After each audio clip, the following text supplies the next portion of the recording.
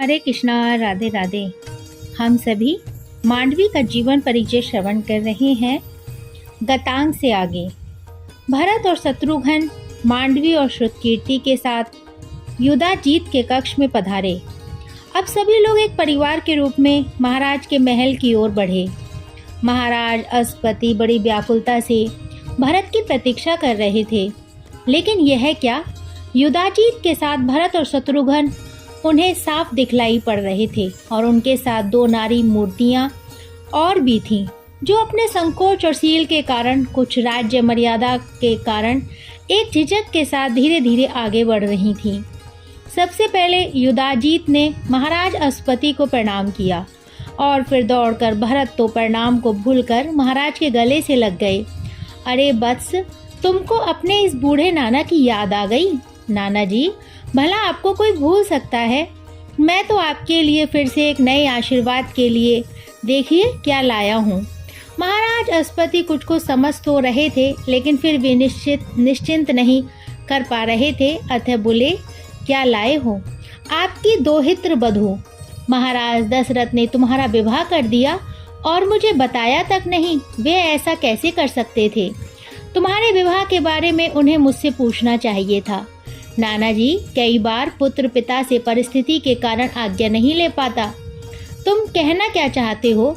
युधाजीत ने बीच में टोकते हुए कहा। पिताश्री, संक्षेप में यह जान लीजिए कि यह भद्र महिला जो आगे है, यह भरत की पत्नी मांडवी है और इसके पीछे इसकी छोटी बहन श्रुतकीर्ति है, जो शत्रुघ्न की पत्नी है। अब इस सारी घटना का सूत्र इस बात में निहित है कि मिथिला के महाराज जनक ने अपनी ज्येष्ठ पुत्री सीता के विवाह के लिए एक प्रतिज्ञा कर ली थी कि जो कोई वीर उनके यहाँ रखे हुए महादेव शिव के धनुष की प्रत्यंचा चढ़ा देगा, उसके साथ सीता का विवाह होगा। तो इसमें क्या बात है? यह तो मैंने सुना था और यह आज की बात नहीं है। इस प्रतिज्ञा को तो 1 वर्ष से ऊपर हो गया। हाँ, हो गया, लेकिन यह भी एक संयोग था कि महर्षि विश्वामित्र अपने यज्ञ की रक्षार्थ राम और लक्ष्मण को महाराज दशरथ से मांगकर ले गए थे। रुको युधाजीत, लगता है तुम वार्ता लंबी करोगे। और फिर मांडवी और श्रुतकीर्ति को, जो उनके चरण छूकर पास ही खड़ी हुई थीं, अपनी दोनों भुजाएं फैलाकर उन्हें अपने स्नेह आंचल में लेते हुए महाराज अश्वपति ने सबसे पहले उनके मस्तक को चूमा और आशीर्वाद दिया कि वे अखंड सौभाग्यवती रहें, उन्हें जीवन के सब सुख प्राप्त हों। और फिर अपने पार्श्व में उन्हें अपने समीप बैठाते हुए महाराज ने कहा, हाँ, अब कहो युधाजीत, तुम क्या कह रहे थे? क्योंकि जिनके आगमन की मैं चर्चा सुन रहा हूँ, उन दिव्य गुण से संपन्न दोहित्र बधुओं को मैं अपने समीप देखना चाहता था। अब ये मेरे निकट हैं। अति उत्तम, सत्य ही तुम मांडवी हो?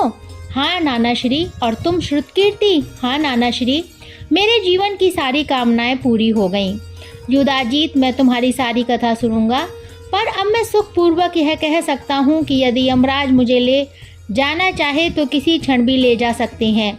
मुझे लेस मात्र भी दुख नहीं होगा, क्योंकि तुम मेरे वास्तविक अधिकारी हो और मेरी एकमात्र पुत्री का पुत्र भरत अपने गृहस्थ जीवन में प्रवेश कर चुका है। एक व्यक्ति के लिए जो राजा भी है और पिता भी, राजा रूप में तुमने एक सुपुत्र की भूमिका निभाते हुए मुझे सारे कर्तव्यों से मुक्त कर दिया है। मैं तुम पर गर्व कर सकता हूँ पुत्र। और दूसरा पक्ष मेरे पिता रूप का है।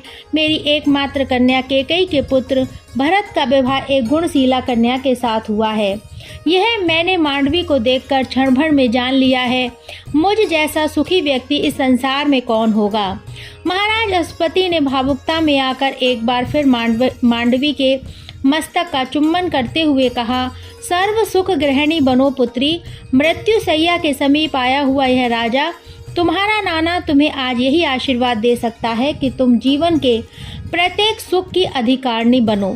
कुछ रुककर महाराज ने कहा, अब बोलो युधाजीत, तुम क्या कहने जा रहे थे? पिताश्री, मैं यह कहने जा रहा था कि महाराज दशरथ से महर्षि विश्वामित्र अपने यज्ञ की रक्षा के लिए अवध के राजकुमार राम और लक्ष्मण को अनुग्रह पूर्वक अपने साथ ले गए थे। महर्षि विश्वामित्र ने अपने गुरु धर्म को निभाते हुए राम को दिव्य अस्त्रों से युक्त किया और महर्षि का यज्ञ संपूर्ण होने पर, साथ ही ताड़का, सुबाहु और मारीच के वध और विनाश के पश्चात राम और लक्ष्मण दायित्व से मुक्त होकर प्रसन्न मुद्रा में महर्षि के साथ भ्रमण करते हुए मिथिलापुरी आ गए। यहाँ आकर उन्हें यह ज्ञात हुआ कि महाराज जनक ने यह प्रतिज्ञा कर रखी है कि जो कोई वीर महादेव शिव के धनुष की प्रत्यंचा चढ़ा देगा और बाण संधान कर देगा, वह उसी के साथ सीता का विवाह कर देंगे। यह एक उत्सुकतापूर्ण आकर्षण था। पता नहीं महर्षि विश्वामित्र ने इस दृष्टि से कोई विचार बनाया था या नहीं, अथवा यह पराक्रम उनकी योजना में था या नहीं, लेकिन जब महर्षि राम और लक्ष्मण के साथ जनकपुरी पधारे और राम ने उत्सुकता पूर्वक उस धनुष को देखा तो स्वाभाविक था कि एक क्षत्रिय होने के नाते वे अपने क्षत्रिय धर्म की रक्षा करते। उन्होंने यही किया और जो ही महर्षि की आज्ञा से उन्होंने शिव धनुष को उठाया और उसकी प्रत्यंचा चढ़ाई, उसकी डोर खींची, वह जीर्ण शीर्ण धनुष प्रत्यंचा खींचते ही खंडित हो गया। अब राम महाराज जनक की प्रतिज्ञा के अनुरूप सीता से विवाह के योग्य हो गए। भरी सभा में सीता ने राम के गले में वरमाला डाल दी। इस विवाह को राज्य स्वीकृति के साथ वैज्ञानिक स्तर देने के लिए महाराज जनक ने अयोध्या नरेश महाराज दशरथ के पास विधिवत विवाह की सूचना भेजी। महाराज दशरथ के लिए यह सूचना भले ही अप्रत्याशित थी, लेकिन यह एक संयोग भी था और महर्षि विश्वामित्र के आदेश पर ही यह सारा कार्य हुआ था, इसलिए महाराज को तो यह मानना ही था। महाराज दशरथ अपनी विशाल सेना के साथ अपने दोनों पुत्रों को लेकर बारात सहित जनकपुरी पधार गए। इसके पश्चात युधाजीत ने अपने पिता अश्वपति को यह सारा वृत्तांत सुना दिया जो उन्होंने स्वयं अपनी आंखों से देखा था। महाराज अश्वपति की नाड़ियों में फिर से रक्त संचार होने लगा। कुछ क्षण के लिए उन्हें लगा कि ये नया जीवन पा गए हैं। मांडवी को अपने पास बुलाकर उन्होंने स्नेह से बैठाया। वह भोली भाली बालिका एक ही दृष्टि में महाराज अश्वपति के मन को भा गई। उन्हें लगा मानो बाल रूप में केकई उनके सामने आ खड़ी हुई हो और फिर उसके भावुक हृदय में जो भाव तरंगें उठी वे भाव बनकर बरवस उनकी आंखों से द्रवित रूप में बह निकली। मांडवी महाराज अश्वपति की स्नेह छाया में एक दिव्य सुख का अनुभव करते हुए देख रही थी। उसने बिना किसी लाज और संकोच के अपने आंचल से महाराज के अश्रु पोंछते हुए कहा, नाना जी, आपकी आंखों में आंसू। बेटी, बहुत दिनों के बाद आज मुझे युधाजीत की माँ याद आ गई। यदि वह आज होती तो तुम्हें पाकर कितना प्रसन्न होती। कुछ राहत पाने के बाद महाराज अश्वपति ने भरत को अपने समीप बुलाया और उसका दाहिना हाथ अपने हाथ में लेकर बोले, कितने दिनों बाद आया रे तू, कितना बड़ा हो गया। कभी नाना की याद नहीं आई? बिल्कुल भूल गया रे। नहीं नाना जी, भूला नहीं हूँ, बल्कि अब की बार आपके लिए 2 बधुएं लाया हूँ जो आपकी भरपूर सेवा करेंगी। मैं जानता हूँ तू मन रखना बहुत जानता है। इसी तरह कितनी ही देर महाराज भरत, शत्रुघ्न और मांडवी तथा श्रुतकीर्ति के साथ पारिवारिक बातचीत करते रहे। अब वे बिल्कुल स्वस्थ थे। वहाँ ननिहाल में किसी बात का संकोच मत करना बेटे। महाराज अश्वपति ने जब मांडवी से यह कहा तो बिना किसी संकोच के मांडवी हंस पड़ी और बोली, नाना जी, सच पूछे तो मुझे यहाँ आकर यह लग रहा है मानो मैं अपने पिता की सांकस्य नगरी में आ गई हूँ। यहाँ के वन, उपवन, बाग, तड़ाग उसी प्रकार जाने पहचाने लग रहे हैं। अतः आप इस ओर से बिल्कुल निश्चिंत रहें। महाराज ने कहा, युधाजीत, इनके विश्राम का पूरा प्रबंध कर दो। देखो बच्चों को किसी प्रकार का कष्ट या अभाव न रहे। अब बारी भरत की थी। नाना जी की यह बात सुनकर भरत ने अपने उसी बाल स्वभाव में कहा, मैं बचपन में ही यहीं पला बड़ा हूँ। यह मेरे लिए अयोध्या से भी अधिक अपना घर है। यहाँ हम अतिथि नहीं हैं। मैं जानता हूँ, बस फिर भी तुम्हारा नाना हूँ, बच्चों का ध्यान तो रखूंगा ही। नाना जी, आपके दर्शन हो गए, यही हमारे सबसे बड़ा सुख है। मांडवी मुदित स्वर में बोली, आप किसी प्रकार की चिंता मन में ना रखें, बल्कि अब तो हमें अपनी सेवा का अवसर दें। मामा जी हमारे साथ हैं, हमारे देवर हैं, बहन श्रुतकीर्ति हैं, हमारे लिए तो यहाँ भी सभी परिचित हैं। इस तरह काफी क्षणोल्लास में बिताने के बाद सभी लोग विश्राम के लिए चले गए। राजभवन के प्रांगण में ही महाराज अश्वपति ने माँ भवानी का मंदिर बना रखा था। कैकेयी के जाने के बाद यहाँ फिर शंख की ध्वनि नहीं गूंजी, लेकिन प्रातःकाल ब्रह्म मुहूर्त में जब मंदिर का शंख बजा तो महाराज अश्वपति चौंक कर उठ गए। वहाँ उन्हें आज सामान्य दिनों से अधिक नींद आई थी। उन्होंने प्रतिहारी को बुलाया और कहा, देखो यह आज मंदिर में टंकार कैसी कौन आया है। महाराज का आदेश पाकर प्रतिहारी चली गई। कुछ ही देर बाद लौटने पर उसने बताया, मंदिर आज प्रकाशवान हो रहा है और वहाँ राजकुमार भरत की पत्नी मांडवी पुजारी जी से पूजा का विधान तैयार करा रही हैं। यह शंख इसलिए बजा है ताकि राजभवन में सभी को यह ज्ञात हो जाए कि आज मंदिर में सामूहिक पूजा होगी। यह शंख इसी तैयारी का संकेत है। धीरे धीरे सब लोग मंदिर में आकर जुड़ गए और मांडवी पूजा का थाल लिए भवानी माँ की आरती उतारने के लिए आगे बढ़ी। और माँ की आरती करने के बाद जैसे ही वह मुड़ी, उन्होंने देखा नाना महाराज अश्वपति सामने खड़े थे। आज महाराज अश्वपति स्वयं चलकर मंदिर तक आए, जहां राजवैद्य उनकी बीमारी की चिकित्सा करते हुए उन्हें लेस मात्र चलने योग्य नहीं बना सके। वहीं महाराज केवल मंदिर में शंख की ध्वनि सुनकर स्वयं चलकर मां भवानी के दर्शन करने आ गए। महाराज को लग रहा था यहाँ मांडवी का चमत्कार है, उसके व्यक्तित्व में दिव्य शक्ति है। तभी तो उसके दर्शन मात्र से महाराज अश्वपति में चेतना का संचार हो गया। उनके शिथिल प्राणों को तो भरत के आगमन से ही अत्यंत चेतना मिल गई थी, लेकिन मांडवी ने तो उन्हें पूरी तरह सक्रिय बना दिया। कौन कह सकता था कि महाराज रूंग हैं। आरती का थाल लिए मांडवी आगे बढ़ी और महाराज का आशीर्वाद लेने के लिए उनके चरणों में गिरी। समीप ही भरत ने भी महाराज के चरणों का स्पर्श किया।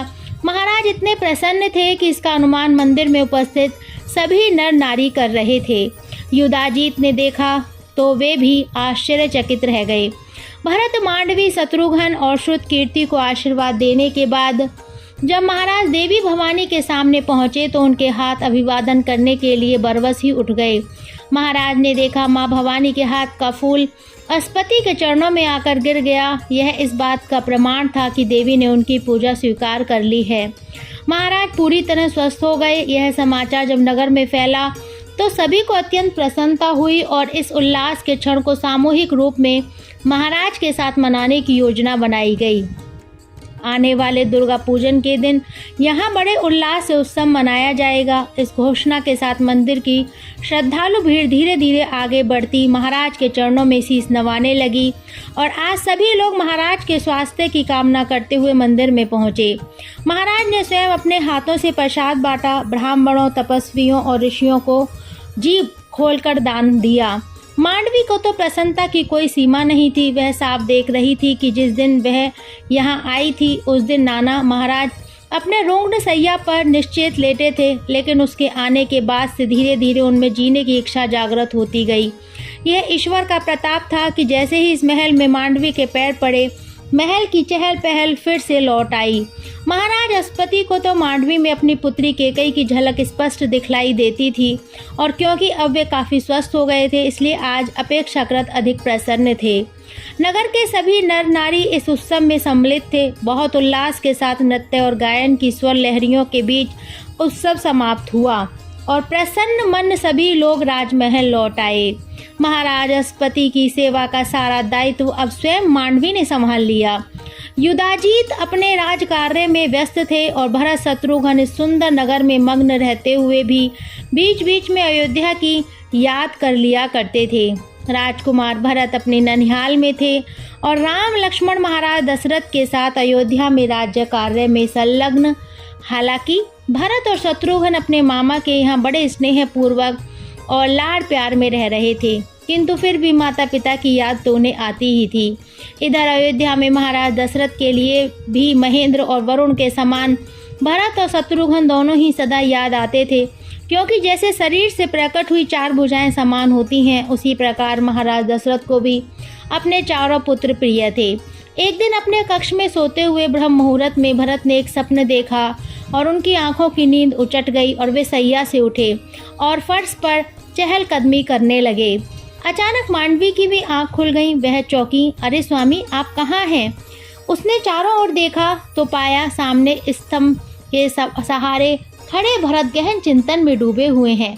वह धीरे से उठी और फिर उनके पास जाकर बोली, कुशल तो है स्वामी? आप इस प्रकार चिंतित, ऐसा पहले तो कभी नहीं हुआ है। लेकिन भरत तो मन ही मन संतप्त थे। वे क्या कहते, केवल एक हाथ उठाते हुए मांडवी के कंधे पर रख दिया और उनकी गर्दन झुक गई और कटी हुई वृक्ष की डाल की तरह भरत मांडवी पर झूल से गए। अवश्य ही कोई भयानक सपने देखा है। यह सोचते हुए मांडवी अपने कंधे का सहारा देते हुए भुजाओं से पकड़कर भरत को सैया पर ले आई। भरत को सैया पर लेटाते हुए उसने कहा, नाथ, क्या बात है, आज आप ब्रह्म मुहूर्त में क्या विशेष समस्या में उलझ गए हैं? इससे आगे का प्रसंग हम कल श्रवण करेंगे। हरे कृष्णा, राधे राधे।